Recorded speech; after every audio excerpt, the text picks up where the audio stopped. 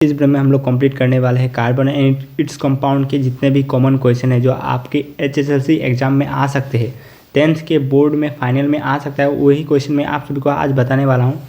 जितने भी क्वेश्चन जो इम्पोर्टेंट है, ऐसा लगेगा कि हाँ आने वाला है, इस एग्ज़ाम में आ सकता है, उस टाइप के क्वेश्चन मैं सारे बताने वाला हूँ। इसके बाहर से मतलब कि ये टॉपिक्स, जितने भी टॉपिक्स मैं आप सभी को बताऊँगा और जितने भी क्वेश्चन मैं आप सभी को बताऊँगा, उसके बाहर से शायद ही कोई क्वेश्चन आएगा।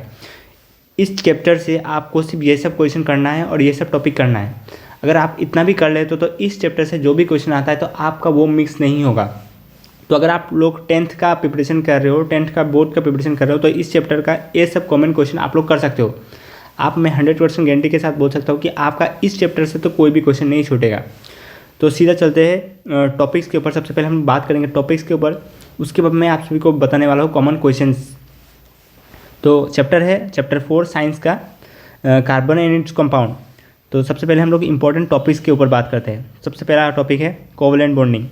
उसके बाद आता है definition of covalent bond, covalent bond, formation of covalent bond. ये सब आप सभी को पूरा नोट करके लिख लेना है। आप एक कॉपी और पेन लेके बैठो, जो भी मैं इंपॉर्टेंट बताऊँ उसको टिक कर लो, या फिर बुक में आप लोग टिक कर सकते हो।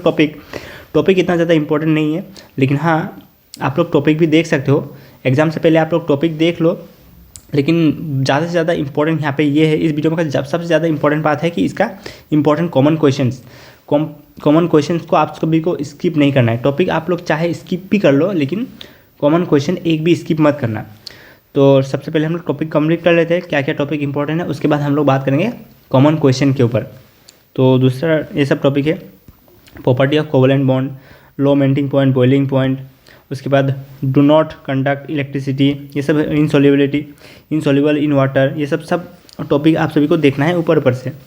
उसके बाद versatile nature of carbon, catenation, उसके बाद ability of carbon to form long chain and ring, ये सब इंपॉर्टेंट टॉपिक्स है जो आप लोग देख सकते हो। टेट्रा वैलेंसी, उसके बाद कार्बन वैलेंसी, ये सब इंपॉर्टेंट टॉपिक है, ये सब आप लोग नोट कर सकते हो। ये सब जैसे हाइड्रोकार्बन, एल्काइन, एल्कीन, ये सब अनसेचुरेटेड, सेचुरेटेड, ये सब आप सभी को ऊपर से देखना है, या फिर इसे आप लोग स्किप भी कर सकते हो। लेकिन हाँ मैं चाहता हूँ कि आप लोग ऊपर से एक बार देख लो। तो ये सब टॉपिक आप सब एक बार ज़रूर से देख लेना। उसके बाद हम लोग चलते हैं दूसरा टॉपिक्स पर। फंक्शनल ग्रुप्स बहुत ज़्यादा इंपॉर्टेंट है, इसको आप लोग स्टार मार्क करके रख लो। ये फंक्शनल ग्रुप हर बार एग्जाम में पूछा जाता है, तो इसको स्किप मत करना। नोमेनक्लेचर बहुत ज़्यादा इंपॉर्टेंट है। Naming of alkyne, alkene, alkyne, ये सब का हर बार आता है। ये सब नोमेनक्लेचर से बहुत ज़्यादा क्वेश्चन आता है, तो इसे आप लोग स्किप मत करना। जितने भी बुक में दिया हुआ है नोमेनक्लेचर, उसको एक बार तो गो थ्रू करना है। उसके बाद इथानोइक एसिड, उसके बाद इथानॉल, इस सबसे इंपॉर्टेंट क्वेश्चन पूछा जाता है, इसे भी स्किप मत करना। ऊपर से तो एक बार ज़रूर से देख लेना।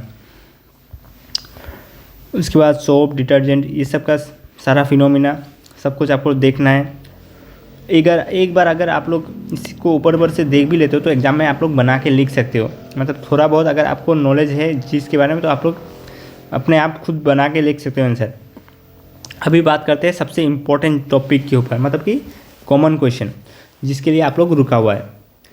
तो देखो सबसे ज़्यादा इंपॉर्टेंट टॉपिक में सबसे पहले हम लोग शॉर्ट क्वेश्चन की बात करेंगे। शॉर्ट क्वेश्चन के बारे में कि कौन से शॉर्ट क्वेश्चन, मतलब कि 1 मार्क का क्वेश्चन कौन से इंपॉर्टेंट है और पहले आ चुका है और आने वाला एग्जाम में आ सकता है।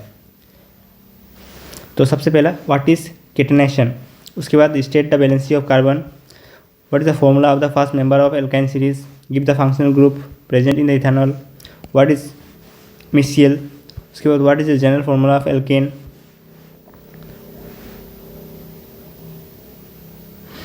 उसके बाद 2 मार्क के क्वेश्चन देखते हैं। What is covalent compound, write two properties, why is carbon able to form an large number of compound, ये सब सारे इंपॉर्टेंट क्वेश्चन हैं। IUPAC नेम बहुत बार पूछा गया है, ये सिर्फ ये 2 ही नहीं और बहुत सारे क्वेश्चन IUPAC है जिसको आपको याद करना है। इसके अलावा बुक में जितने भी IUPAC दिया हुआ है सबको आपको पूरा डिटेल ही देखना पड़ेगा, मतलब अच्छे तरह देखना पड़ेगा, तभी आपको इस चैप्टर से कोई भी क्वेश्चन नहीं छूटेगा। उसके बाद आता है होमोलोगस सीरीज, मेंशन 2 कैरेक्टरिस्टिक, बहुत ज़्यादा इंपॉर्टेंट है, स्टार मार्क कर लीजिए। कॉपी या बुक में लिख लो ये सब। उसके बाद what happen when ethanol react with sodium, बहुत ज़्यादा इंपॉर्टेंट है, इस टाइप के क्वेश्चन बार बार पूछा जा रहा है बोर्ड के एग्जाम में। उसके बाद give to define between soap and detergent, बहुत ज़्यादा इंपॉर्टेंट है। What happen when ethanoic acid react with sodium bicarbonate, बहुत ज़्यादा इंपॉर्टेंट। अभी हम लोग चलते हैं लॉन्ग क्वेश्चन। लॉन्ग क्वेश्चन में क्या क्या क्वेश्चन बहुत ज़्यादा रिपीट हो रहा है वही क्वेश्चन मैं आपसे बताने वाला हूँ, और इसके अलावा आपको कुछ भी देखने का ज़रूरत नहीं है। Explain the versatile nature of carbon, बहुत ज़्यादा इंपॉर्टेंट है। उसके बाद define saturated and unsaturated hydrocarbon with example, describe functional group with example, explain the property and reaction of ethanol, explain soap and detergent, how do soap from मेसियल्स,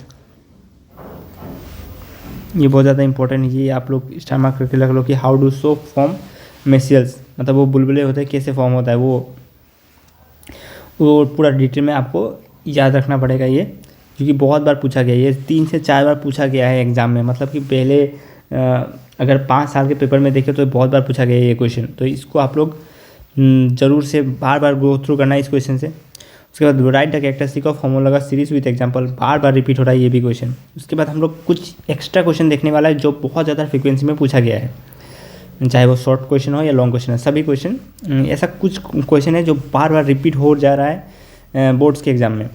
तो सबसे पहला question है why carbon compound form covalent bond, reason why versatile nature of carbon, define between saturated and unsaturated hydrocarbon, IUPAC naming of simple compound, जो simple compound दिया हुआ है book में सभी के IUPAC नेमिंग आपको याद रखना पड़ेगा। Reaction of ethanol with sodium बहुत बार पूछा गया है, ये आपको करना ही है 100%, ये रिएक्शन सब याद करके रखना है। Reaction of ethanoic acid with sodium bicarbonate, ये आपको याद रखना है। उसके बाद सोप मेसियल डायग्राम फॉर्मेशन, ये मैं बोल रहा हूँ बहुत ज़्यादा रिपीट कर रहा है ये क्वेश्चन, ये अगर आप कर लेते हो तो आपके लिए बेहतर होगा। Why detergent work in hard water but soap doesn't, बहुत ज़्यादा इंपॉर्टेंट है।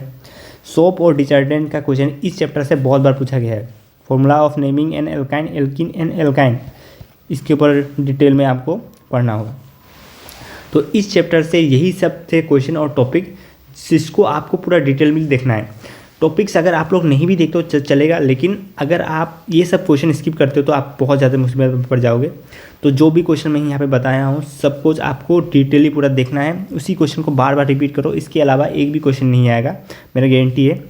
अगर आप लोग 10th का प्रिपरेशन कर रहे हो तो इन जितने भी क्वेश्चन मैं आप सभी को बताया है उन सभी क्वेश्चन के मतलब कि एक बार तो आपको गो थ्रू करना है, और इसी क्वेश्चन को बार बार अगर आप रिवाइज करते हो तो 100% इसी में से क्वेश्चन आएगा, इसके अलावा एक भी क्वेश्चन नहीं आएगा। अगर आप लोग 10th का एग्जाम दे रहे हो तो बाद में आके मेरे को आके थैंक यू बोलोगे कि हाँ भाई इसी से क्वेश्चन आया है। तो अगर आपको ये वीडियो अच्छा लगा तो प्लीज़ वीडियो को लाइक कर दो, और इसी तरह के और ज़्यादा चैप्टर्स के और बाकी जितने भी चैप्टर है, चाहे वो इंग्लिश के हो, साइंस के हो, मैथ्स के, सभी चैप्टर्स के मैं सभी सब्जेक्ट्स के सभी चैप्टर्स के मैं कॉमन देने वाला हूँ। तो चैनल को जरूर से सब्सक्राइब करके रखना, क्योंकि देखो सभी चैप्टर्स के कॉमन दे दूंगा, और तो आपका क्या होगा कि आपको कम पढ़ना पड़ेगा, तो आपका टाइम भी बच जाएगा और उतना लोड भी नहीं पड़ेगा। एंड के टाइम में अगर आप लोग इंपॉर्टेंट टॉपिक और इंपॉर्टेंट क्वेश्चन ही सिर्फ पढ़ते हो तो आपके लिए बेहतर होगा। अगर इतना बड़ा बुक आप लोग एक ही साथ पढ़ने का ट्राई करोगे तो आपका मतलब कि दिमाग घूम जाएगा। तो जो जितने भी इंपॉर्टेंट और कॉमन क्वेश्चन है मैं आप लोगों को वही बताऊंगा, और उसी को आप लोग करके जाते हो तो आपके लिए बेहतर होगा। तो होप करता हूँ आपको वीडियो अच्छा लगा, तो वीडियो को जरूर से लाइक कर देना और चैनल को सब्सक्राइब कर देना।